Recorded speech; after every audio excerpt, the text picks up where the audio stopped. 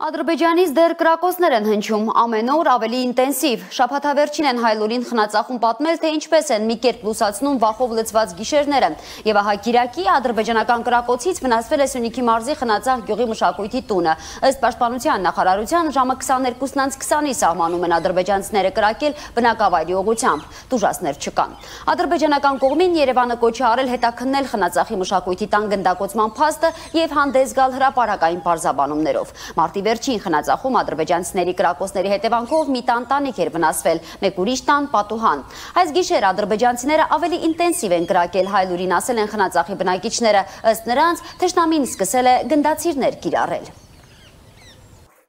Ձեզ օր չկա, որ օրեկան 4 անգամ չլնի։ Մենակ քիշերը ցերեկ կարասես, բայց ցերեկ դա քիշերը սակի անքո։ Այդ ախպերից վարչապետ որը գուսյունիկ։ Այս Խնածախ խոզնավար Սյունիք չէ։ Մեկ Սյունիք չի, մեկ շեղից չի։ Մեզ վշի մեպեչ